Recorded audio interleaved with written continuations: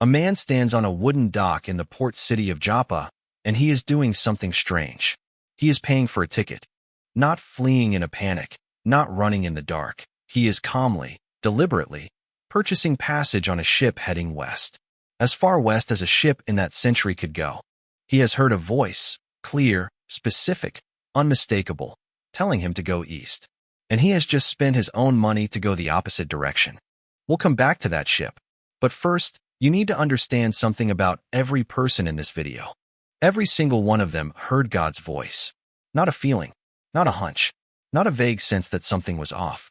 An actual voice, clear enough to follow, clear enough to obey. And every single one of them, at some point, turned around and ran. This is a video about running, about the ancient, very human instinct to hear a calling and immediately calculate the fastest route in the opposite direction. And here's what makes it so strange. These aren't villains. These are some of the most faithful people in the entire Bible. Moses, Elijah, a man who would later write half the New Testament, even the very first man God ever spoke to. Stay with me, because by the end, you're going to recognize yourself in at least one of these stories, maybe more than one.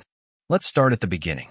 Literally, in the Garden of Eden, there is a sound, footsteps, walking through the garden in the cool of the day.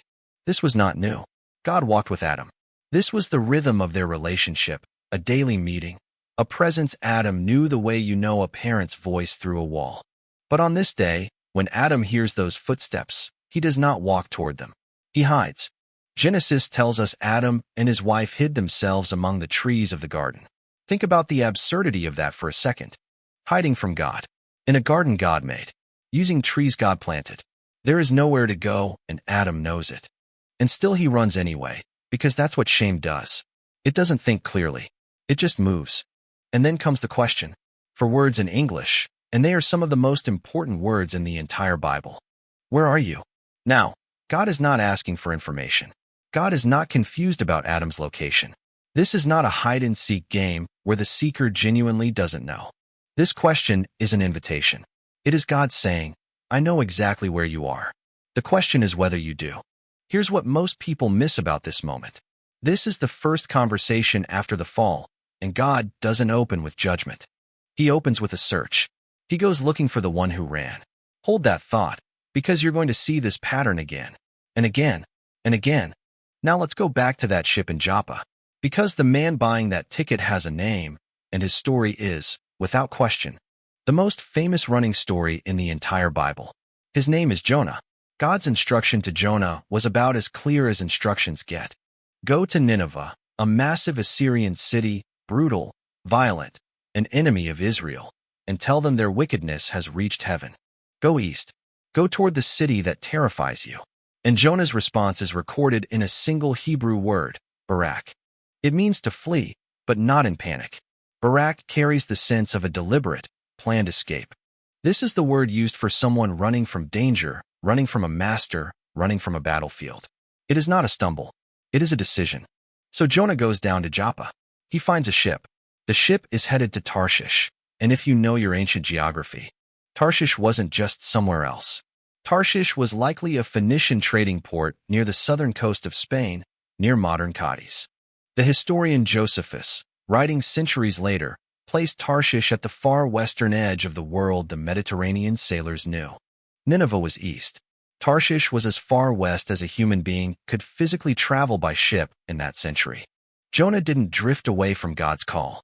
He purchased the most expensive, most deliberate, most geographically opposite ticket available to him. The ship leaves the harbor.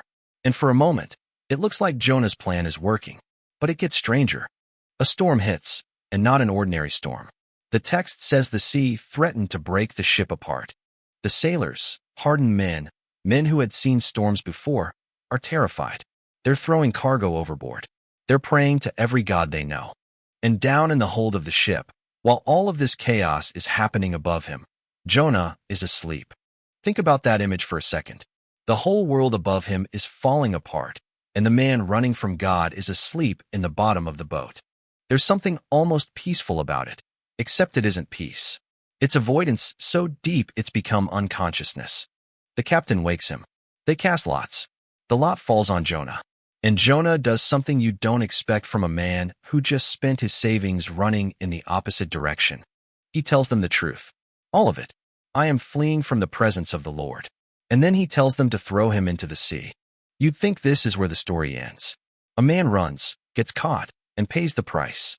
But this is the Bible, and the Bible almost never lets a story end where you expect. A great fish swallows him. 3 days, 3 nights. In the dark, in the belly of something he can't see, Jonah prays. And the prayer he prays is not "get me out of here." It's something closer to surrender. And on the 3rd day, the fish brings him back to land. Specifically, back toward dry ground. Back toward the direction he started from. The running ends not with Jonah arriving at Tarshish. It ends with Jonah arriving back at the beginning. Given a second chance to walk the road, he refused the first time. Now here's where this gets personal, because Jonah's story isn't really about a fish. It's about what running from God actually costs the people around you. The sailors lost their cargo. They nearly lost their lives. Jonah's flight didn't just affect Jonah. It put an entire ship in danger.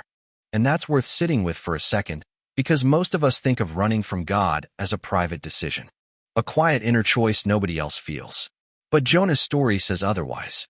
When you run, the people in the boat with you feel the storm too.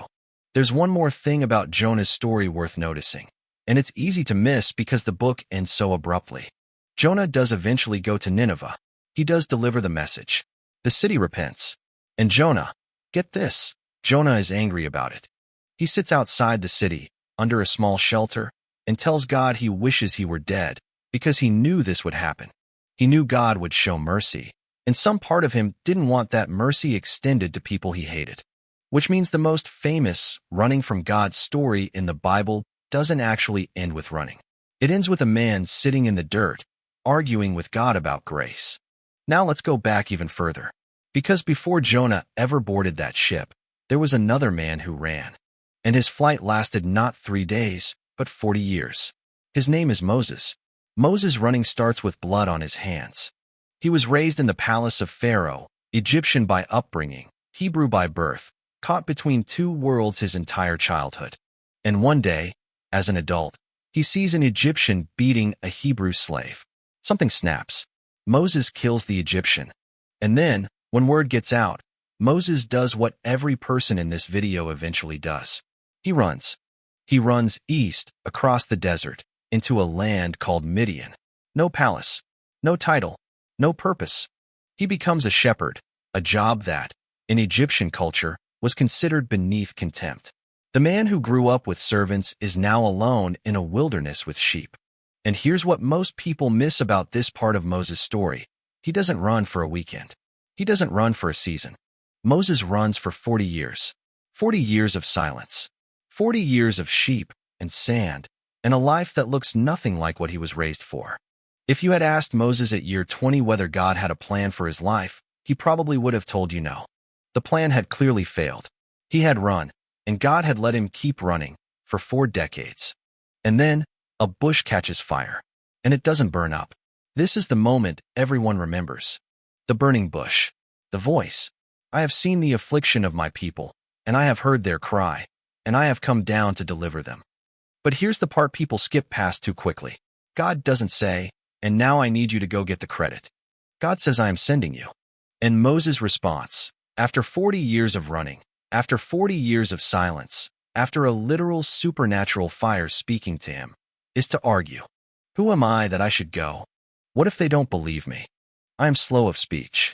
Please send someone else. You see it, right? Moses is still running. He's just doing it standing still. The legs have stopped, but the heart hasn't. 40 years in the desert didn't erase the instinct. It just changed its shape. Running used to mean putting distance between himself and Egypt. Now running means putting reasons between himself and the call. This is worth pausing on, because this is where a lot of you live right now. You're not buying a ticket to Tarshish. You're not crossing a desert. But you know exactly what it feels like to hear something. A calling, a conviction, a nudge that won't go away, and respond with, but I'm not qualified, or, but someone else could do this better, or, but the timing isn't right. That's not humility. That's Moses at the burning bush. That's running with your feet planted on the ground. And here's the thing about Moses' story that makes it different from Jonah's. God doesn't force him onto a different road, and God doesn't send a storm to stop him. God just keeps talking, keeps answering the objections, one by one, patiently, until Moses runs out of excuses. Sometimes God catches the runner with a storm, and sometimes God just outlasts the argument.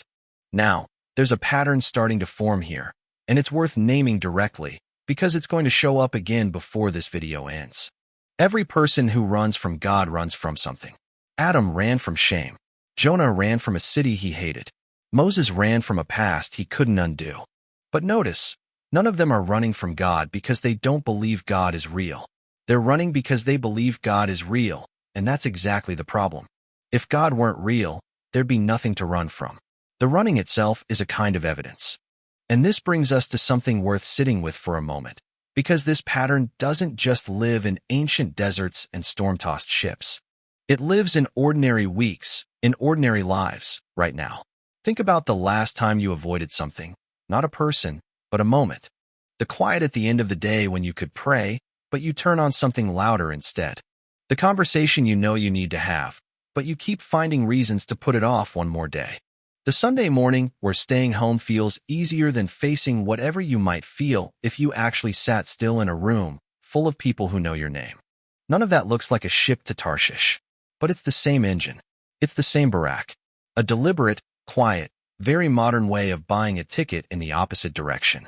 If any part of that just landed a little too close, stick around. Because the next part of this story is about a man who didn't just feel tired of God's call. He wanted to die because of it. Before we go further, if you've made it this far, take 30 seconds and hit subscribe. Stories like this, the ones the Bible doesn't soften, the ones about real people doing what you and I have done, these are the stories worth coming back for. All right, let's keep going. His name is Elijah, and just before this moment, he was unstoppable. Mount Carmel.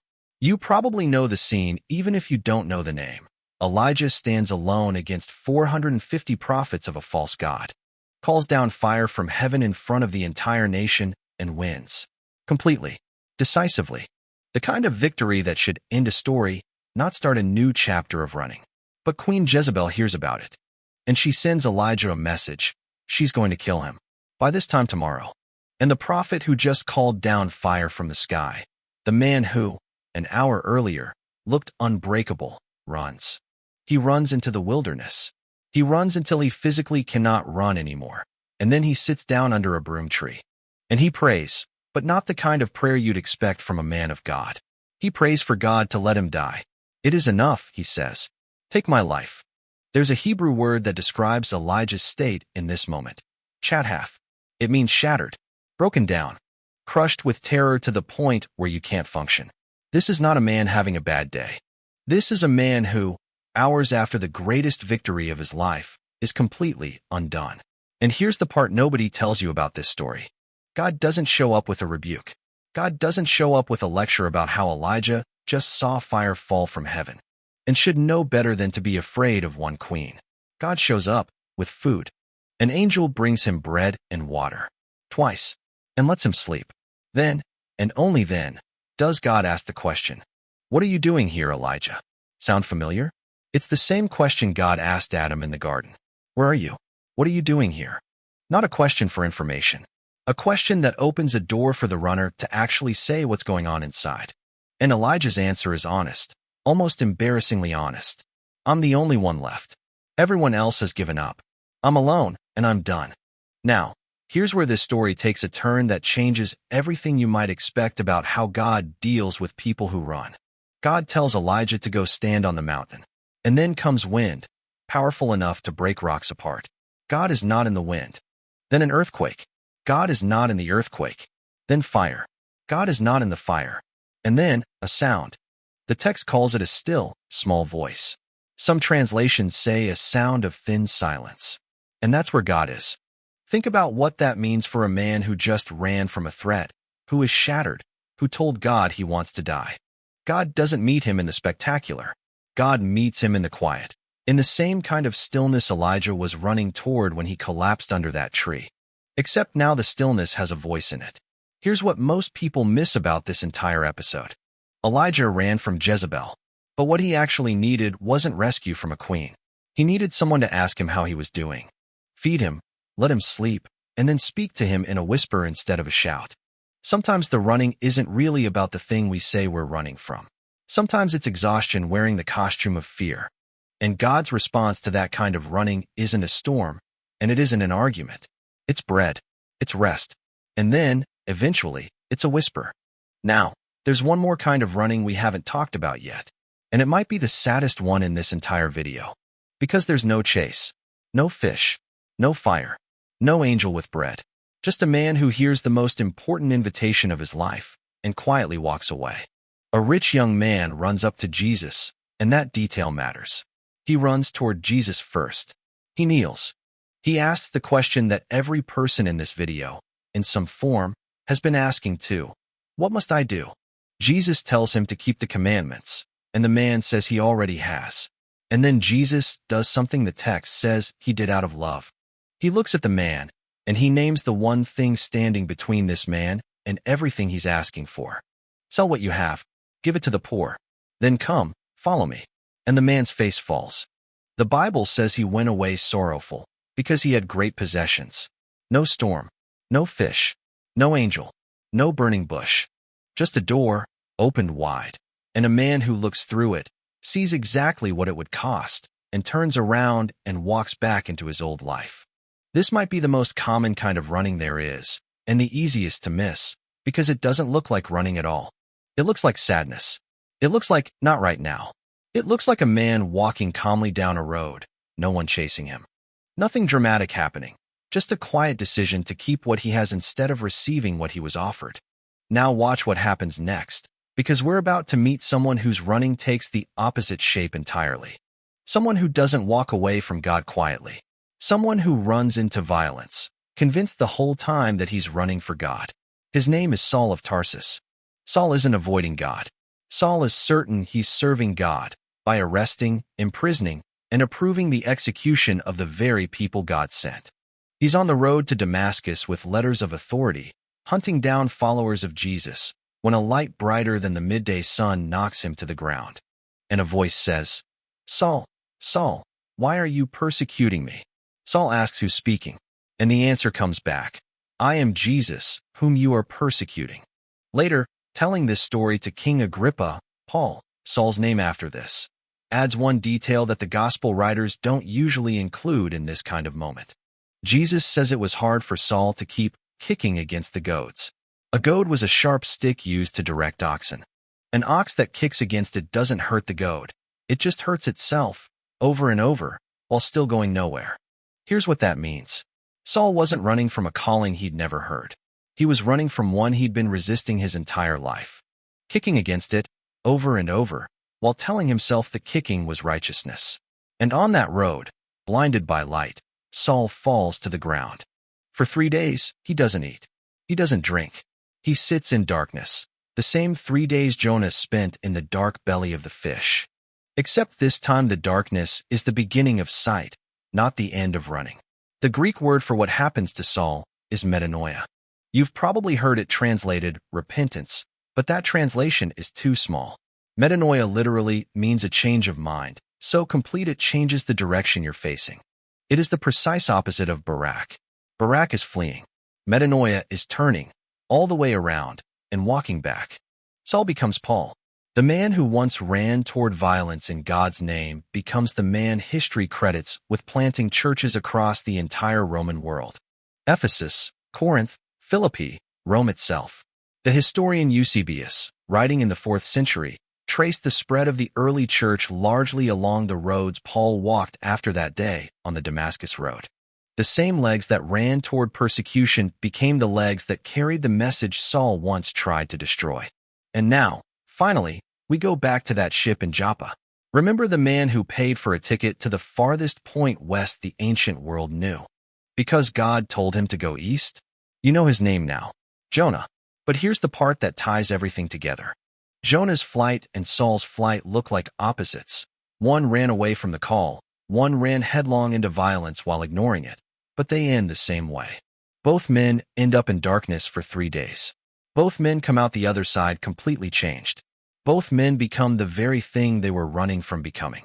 The ship from Joppa didn't carry Jonah to Tarshish. It carried him into a story he couldn't outrun. And neither could Saul, on a road 2,000 years later, in a different country, running in the opposite direction for entirely different reasons. The running never determines the destination. The one being run from does. Before we get to the close, there's one last person who ran.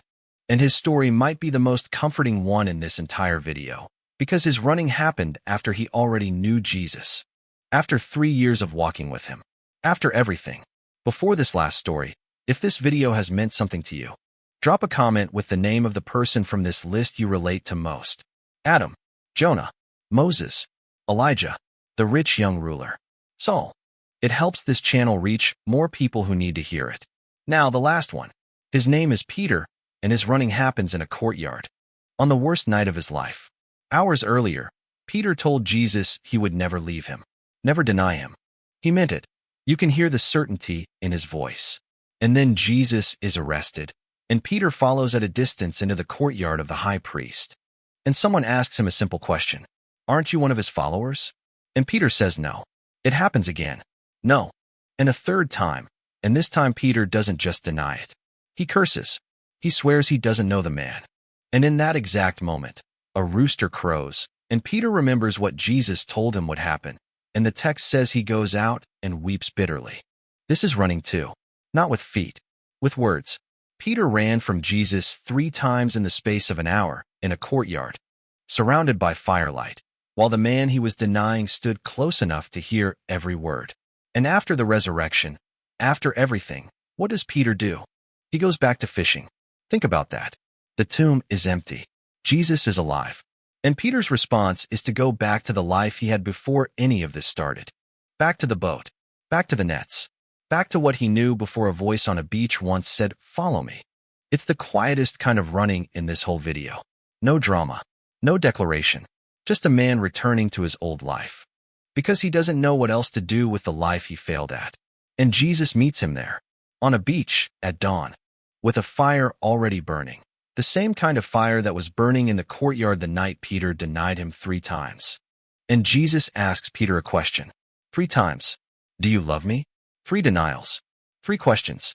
Not to shame him, to undo it. To take back, one by one, the ground Peter gave away in that courtyard. This is the last thing you need to see. And it's the thing that ties every single story in this video together. Adam ran, and God came looking. Jonah ran, and God sent a storm. Then a fish, then a second chance. Moses ran, and God simply outweighed every excuse. Elijah ran, and God fed him before saying a single word. The rich young man ran, and Jesus let him go, but the door stayed open. Saul ran headlong into violence, and God stopped him with light. And Peter ran back to the life he knew, and Jesus was already standing on the shore, cooking breakfast, before Peter even got there. Not one of these stories ends with God giving up the search. So here are 3 things worth carrying with you. First, running from God never changes the direction God is facing. Adam hid in the trees, and God was still facing the trees. Jonah sailed for Tarshish, and God was still facing the ship. Wherever you've been running, God has been facing that way the whole time. Second, the places we run to become the places God meets us most personally. The wilderness, the boat, the courtyard, the beach. None of these were holy places until someone ran there and found God waiting. And third, and this is the one to remember most, every flight in this video ends one of 2 ways. Capture, like Jonah in the storm. Or surrender, like Saul on the road, like Peter on the beach. But never escape. Not once. Not ever. Not in any of these stories. Because the running was never the point. The being found was.